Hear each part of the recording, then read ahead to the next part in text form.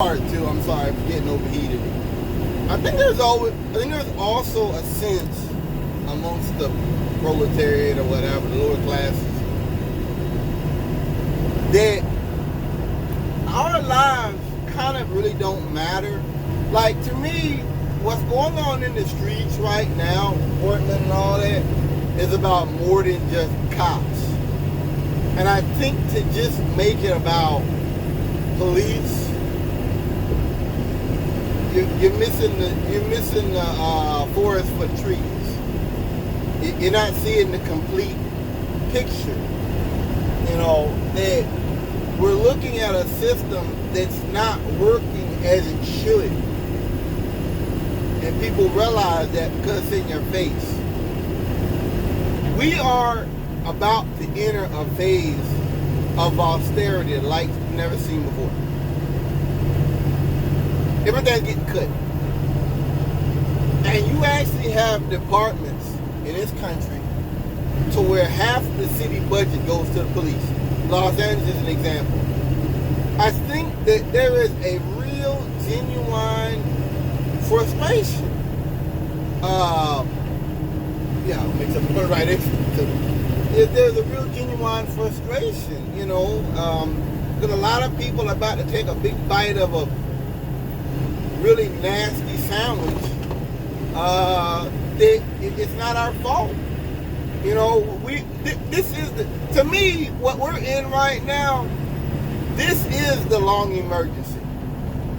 Pandemics, climate change, wildfires in Siberia. I think I've already mentioned peak whale in the past. And so this is about more than just law enforcement. This is about people living within a crumbling system who are frustrated that their voices are not being heard. Police are the most visible form or arm of government. I learned that in school. Everybody's seen the police, everybody's dealt with the police. Whether it's a good interaction or a bad interaction. That's just what it is. So I just feel personally that to just say, oh well, they want to do it with the police. I'm sure that that's what Trump wants people to think, and that's how he wants people to feel. And I'm sure that exists. That type of, you know, mindset, psychology. I'm sure it exists. But not for everybody. Not everybody thinks like that. You know, not everybody's running around here thinking like that. I don't. You know, I think a lot of people understand that you're dealing with a frustration that is built up and built up and built up until it couldn't build up no more. I just hate these dumbasses hitting middle lane. Middle lane's supposed to turn right. They don't even care. They just want to make the light. You're dealing with the long emergency. You're dealing with a capitalist, deregulated system that didn't prepare for a long-term pandemic. You're dealing with American jingoism sprinkled on top, that America is the best in the world, we're the best and the brightest, when we're not. We can't prepare, we can't protect and care for our own people. And I don't see this as just, see, to me that's that white man class thing. You know, that I've got it, and I'm scared that blacks are gonna get together and try to take it. That's to me what I hear there. That's white man class stuff. And yeah, there's black criminals, and yeah, there's blacks who join these organizations, you know, these things to commit crimes. But when I look at these different things of white supremacists got arrested, they were going to plant explosives at the rally in Richmond, the gun rally they had. And they had white boys that were breaking up windows in Portland, Minneapolis, I'm sorry. The guy was breaking the windows with the gas mask on. I mean, it paints a picture Not of, we want to get rid of all police because we want to just commit crimes and rape people.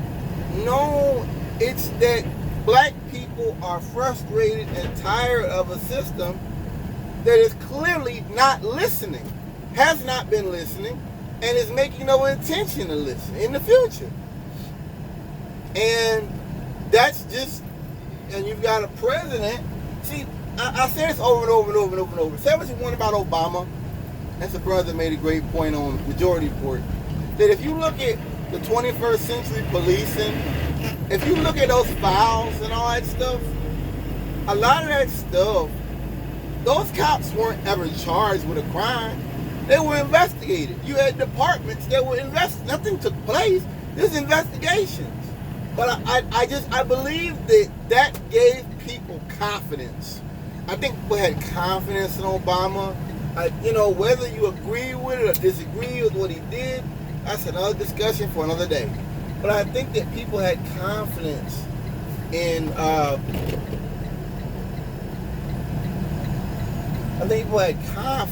what Obama was doing and what his administration was doing and what they could do. And I just don't think anyone has confidence in Donald Trump. I just don't. I think that's another part of it. I mean, it's a perfect storm. It's a pandemic that leads to a recession, a depression. A president does nothing about the pandemic for months, and then says a Democrat hoax. And now they're saying that because it was in blue states, he didn't care. He thought it'd be something in the cities that kill a bunch of liberals. And now it's in the South, Florida, Texas, Arizona. Wink, hello. So it's just a frustration all over, and it's a sense that no one's listening, and so we'll make you listen. We'll make you listen. We'll burn down. And it's also the fact that black people in some areas just aren't a part of the society. White folks make such a big deal about looting and burning and stuff, and white folks don't ever look at the fact that some of these communities we work in, there's like 2-3% home ownership of black people. So let me ask you a question. Ask you a question, white man. Whose community is that? I made this one before. Also, because they let black people buy stuff in those communities, and that's our community, we're Americans, so we supposed to just, take everything. I think it's a frustration. I think people just tired of taking the bullshit, And when this recession, when this depression starts, not the economy, when it really gets bad, you're going to see what I'm talking about. That we've been sitting and taking and being told to just stand by for so long and nothing ever changes for us.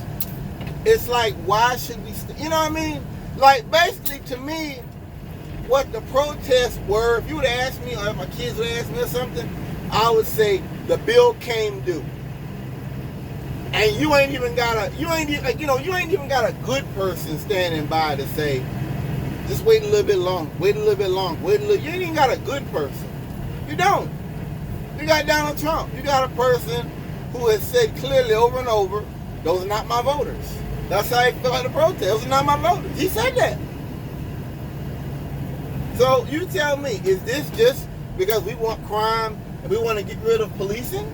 Or is this because people just had enough? Another thing is, people don't realize is, Trump can put in Barr and Whitaker and Sessions and all this grimy, crooked ass shit, and he can beat the charges on this and beat the impeachment. But I think that when you do that and you just have a bunch of people in and out of your White House, I think that people lose confidence in you.